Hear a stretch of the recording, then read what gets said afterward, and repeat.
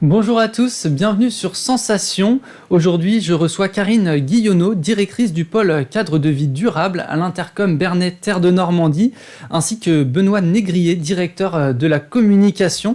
Bonjour à vous deux. Bonjour. Bonjour Donc, début janvier, l'Intercom lancera le nouveau transport urbain entre Bernay et Menneval, le e-bus, qui remplacera le Bimob. Pourquoi avoir décidé de changer? Qu'est-ce qui vous a motivé dans le projet? Alors tout d'abord, c'est venu du transfert de la compétence mobilité de la ville à l'Intercom il y a 1 an et demi, au mois de juillet l'année dernière. Et on a voulu profiter de cette occasion pour s'approprier le sujet du transport urbain, pour l'étendre à tous les habitants concernés par l'agglomération Bernay-Menneval, et donc l'adapter à la façon intercommunale. Et donc vous vous êtes engagé pour 5 ans, ce n'est pas rien. Ça montre que vous êtes vraiment impliqué dans le projet et que vous souhaitez vous y engager sur le long terme. Alors oui, bien sûr, on souhaite que ce soit un projet pérenne. On s'est engagé pour 5 ans parce que c'est la loi des marchés publics, c'était la durée maximale et ça nous permet de faire aussi une première expérience sur le transport urbain. Et après, on adaptera le service plus tard en fonction des résultats qu'on aura. On peut dire aussi que la mobilité devient une question majeure, c'est une question d'avenir et qui commence maintenant. Et donc qu'est-ce qui va permettre concrètement ce bus? Ça va permettre à plus de monde de se déplacer? Il y aura davantage de places que dans le précédent? Alors, le bus sera un peu plus grand, effectivement. Il y aura 21 places assises et une trentaine de places debout. Il permettra de se déplacer plus longtemps sur la journée, puisque ce sera de 7h à 20h, donc des horaires élargis. Et donc, effectivement, on espère que ça pourra satisfaire le besoin de travailleurs et de personnes qui n'ont pas de mobilité aujourd'hui, et d'autres solutions en tout cas pour se déplacer.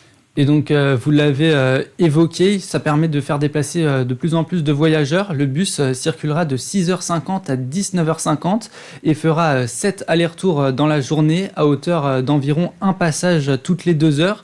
Le but, c'est de permettre à la fois aux travailleurs, aux personnes âgées, aux jeunes de se déplacer sur le territoire de Bernay. Oui, c'est ça, tout à fait. Et donc, il y aura 24 arrêts qui seront installés entre les deux communes de Bernay et Menneval qui serviront des services publics qui n'existaient pas au moment de la création du Bimob. Ce nouveau bus, son objectif, c'est de devenir un véritable acteur du territoire. C'est ça, tout à fait. Ça permet à tous les habitants et surtout ceux qui n'ont pas de solution de se déplacer vers tous les services publics. On a adapté, comme vous dites, notamment la future France Service, la maison du département et la ressourcerie à Menneval, qui sont aussi des cibles importantes pour nous. Et donc ça permet vraiment de faire bouger le territoire, d'amener les Bernayens peut-être là où ils ne vont pas forcément. Oui, parce que tous ceux qui habitent des quartiers qui sont très éloignés du centre-ville ou qui sont difficilement accessibles à pied pourront les rejoindre.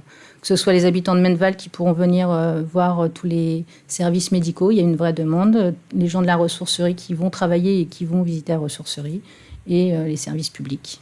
Et pourquoi avoir choisi Menneval précisément comme commune et pas une autre à proximité? Alors, Menneval, c'est assez naturel. Menneval-Bernay, c'est assez imbriqué. Il y a des secteurs communs. C'est un bassin de vie, un bassin d'emploi. Donc ça paraissait assez naturel. Et est-ce que vous avez pour projet, par exemple, de faire davantage de lignes au fur et à mesure du temps ou vous vous concentrez exclusivement sur cette ligne Bernay-Menneval? On a étudié plusieurs scénarios. Alors, on va déjà tester celui-là. On va voir quels sont les retours, comment ça fonctionne. Éventuellement, on adaptera. Après, il faut être clair, c'est une question aussi de moyens. Parce que forcément, une ligne de plus, c'est de l'argent en plus. Donc, on va essayer aussi de développer des actions de mobilité partout sur le territoire. Donc, de répartir les moyens humains et financiers sur tout le territoire. Donc, voilà, on va réfléchir à ça pendant les 5 ans qui viennent. Et donc, justement, un bus, ça a une vraie identité. En l'occurrence, vous avez choisi les couleurs bleues et vertes. Pourquoi ces couleurs plutôt que d'autres? Alors, il faut saluer la jeune graphiste qui s'appelle Océane, qui est arrivée chez nous il y a quelques mois, qui, dans un temps quand même très contraint, a réussi à nous sortir un superbe habillage très moderne pour ce nouveau bus. Alors, les deux couleurs, le vert, c'est tout simple, ça symbolise en fait ce côté un peu écologie, verdure. On a le bleu aussi qui symbolise le transport, et en fait le logo il a été formé avec une espèce de vague continue, c'est un peu un mouvement continuel, perpétuel, Et on a fait ressortir le I aussi de l'intercommunauté. Voilà, ce I qui est central. Et qu'est-ce qui signifie ce logo? C'est une vraie identité, ça montre que quand on voit ce logo, on s'identifie tout de suite à l'Intercom. C'est le but, il est tout nouveau, tout beau, et on espère qu'il va durer longtemps. Effectivement, il va symboliser tout l'aspect mobilité au niveau de l'Intercom. Donc on va le revoir normalement assez souvent.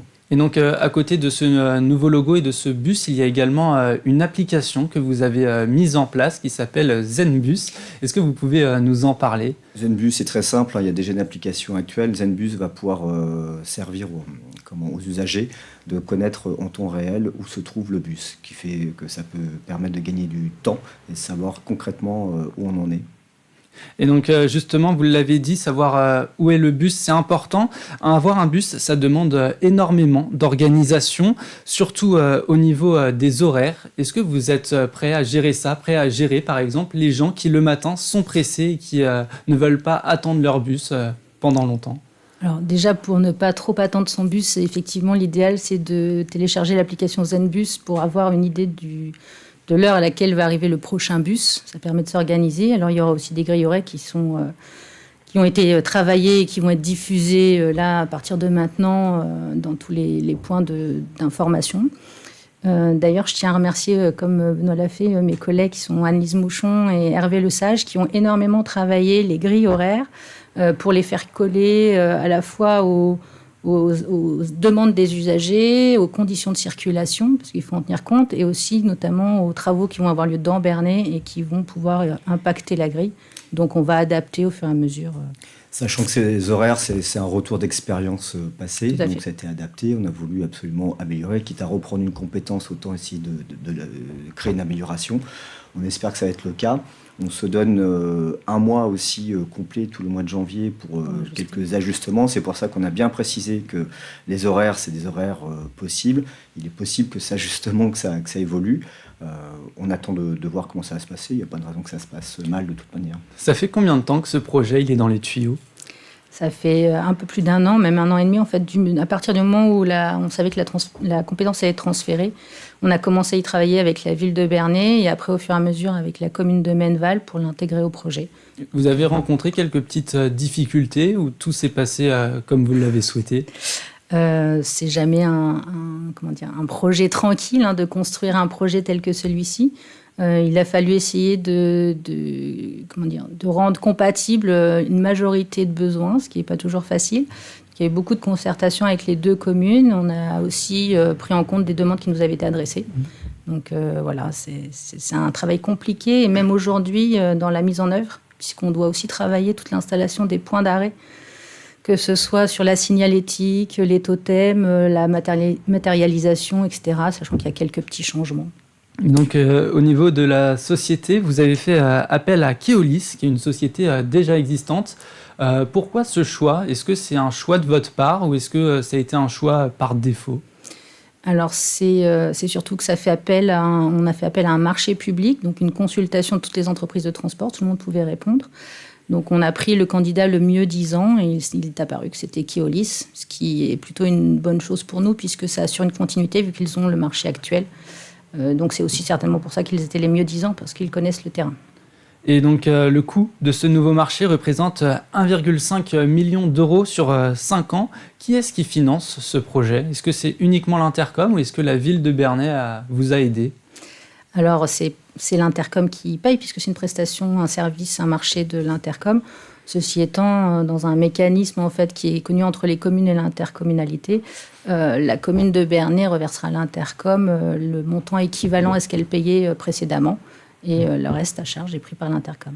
Et pourtant, malgré tout, vous avez souhaité que ce bus il soit gratuit et donc accessible à tous. C'était vraiment important pour vous? Alors oui, oui, c'était important. C'est important pour les élus déjà, parce que la gratuité, ça permet justement à tout le monde de monter dans le bus. Et la cible, c'est quand même les personnes qui n'ont pas aujourd'hui de moyens pour se déplacer, donc généralement qui n'ont pas les moyens financiers. Donc la gratuité était importante. Et donc très rapidement, pour finir, est-ce qu'il y a un site internet sur lequel on peut vous retrouver? Oui, il y a toutes les informations pratiques sur www.bernaynormandie.fr. Merci Karine Guillonneau et Benoît Négrier d'avoir été avec nous sur Sensation. Je rappelle que vous êtes directrice du pôle cadre de vie à l'Intercom Bernay Terre de Normandie et directeur de la communication. Et pour revoir et réécouter cette émission, vous pouvez vous rendre sur le site internet ou l'application Radio Sensation.